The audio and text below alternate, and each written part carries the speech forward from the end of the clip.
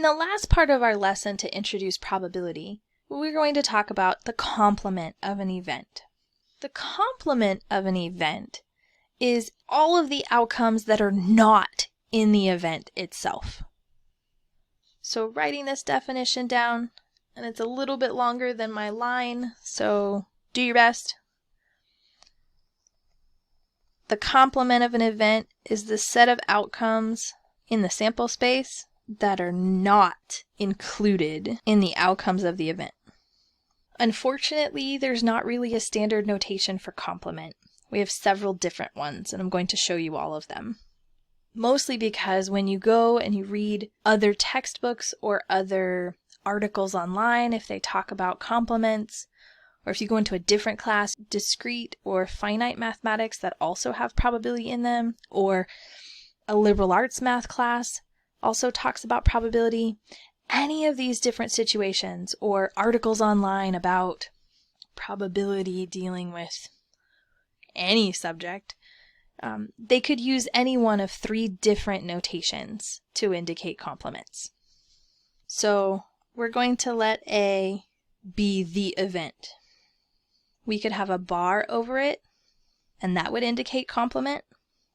A with a C as an exponent would indicate a complement, or A with an apostrophe, we also call this prime in mathematics, could also be the complement.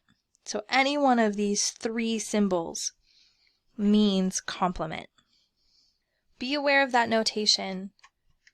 So I tend to use the bar notation. That's something that I'm used to. The textbook actually uses the prime notation, and I've seen textbooks with the C notation. So again, just be aware that any one of those three could mean complement.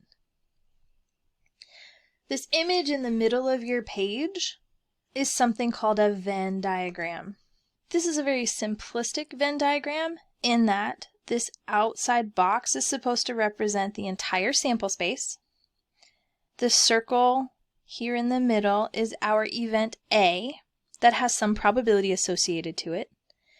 And the outside of A is a complement. Now, you've seen Venn diagrams. If you're on social media, you've seen them. Here are a few of some of my favorites, and it will show you a little bit of how old I am. At least one of them will. We'll take the first one. Here's a Venn diagram of 3 sets: philosophy professors, 4-year-olds, and the Backstreet Boys. Again, here's me dating myself. Tell me why. The intersection of these 3 sets, they're all asking why. I appreciate this because my son is 4 years old and he asks all the time. It's a little stressful sometimes. Here's another one that I thought was cute. Here we have the first set of breaking into houses, leaving things behind, and eats your food. And you can see the intersection of breaking into houses and leaving things behind is rats and Santa. The intersection of leaving things behind and eating your food, Santa and the roommate. Intersection of eating your food and breaking into your house, ants and Santa. And of course Santa in the middle, representing that he does all 3 of these things. And then my last example of a Venn diagram that I truly hope does not happen to you this semester. Venn diagram on math tests. These are all meant to be humorous, lighthearted. We are actually going to be using Venn diagrams in this class, at least briefly, to help us with some events. But I do sincerely hope that this does not happen to you in my class. If it does after that first test, we need to have a conversation because I'm not doing my job. So, there's that. All right. Venn diagrams. Venn diagrams, they're fun. Good little pictures. Let's talk about finding the complement of each event. Now here we have several events, and we're going to write down the complement of each of these events. Let's take the first event, rolling a die and getting a 4. So the complement would be everything not a 4. Rolling a die and getting 1, 2, 3, 5, or 6. Notice we're leaving out the 4. The next event, selecting a letter of the alphabet and getting a vowel. This is a little tricky, I know, but we're going to go with the traditional vowels A, E, I, O, and U. I know sometimes Y. We're going to throw Y with the consonants.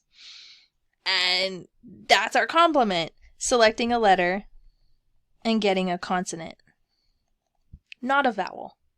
Selecting a month and getting a month that begins with the letter J. Selecting a month that does not begin with J. Selecting a day of the week and getting a weekday. The complement would be getting a weekend day. And these are usually seen as Saturday and Sunday. And that's the idea behind complements.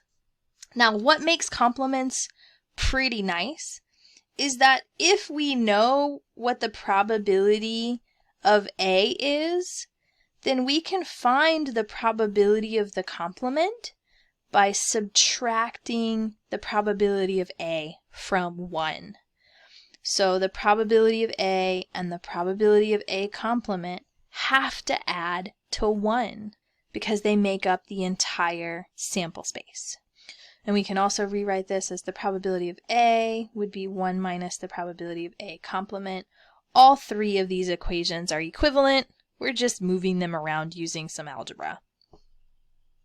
So make sure that these make sense, that you understand that the probability of A plus the probability of its complement equals 1. And if I know the probability of an event, I can automatically find the probability of its complement by subtracting that probability from 1. And so here we go. We can write this down here. And then just a reminder that we have other notations for complement other than the bar. So probability of A plus the probability of its complement equals 1. Probability of A is equal to 1 minus the probability of the complement. Probability of the complement is equal to 1 minus the probability of the event. Let's put this into action. If the probability that a student owns a car is 0.65, find the probability that a student does not own a car. We need to change this word. Make sure we're talking about the same group of people. Well, the probability they do not own the car would equal 1 minus the probability they do own a car. And we know that probability is 0.65. So 1 minus 0.65 is 0.35. We can look at complements in different ways. So try to be flexible in your thinking. Don't just always default to the formula. Make sure you understand the structure of the situation and what's going on. So here's a situation where I'm going to show you both ways to solve it.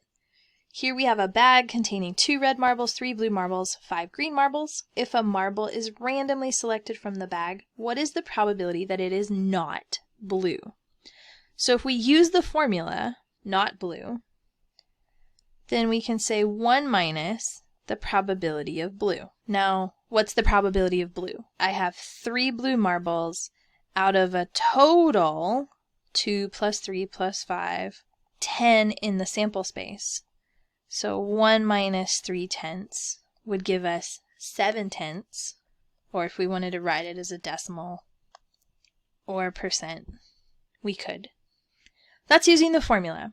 But what if we forget the formula, or maybe we just want to do it a different way? So here's what I mean by flexible thinking. You're not just focusing on that one way of solving, but can you come up with other ways? Are there other ways to solve it other than just by complements?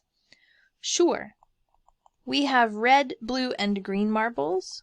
So the probability I draw a not blue marble would be the probability of drawing a red or a green marble, right? Neither of those are blue.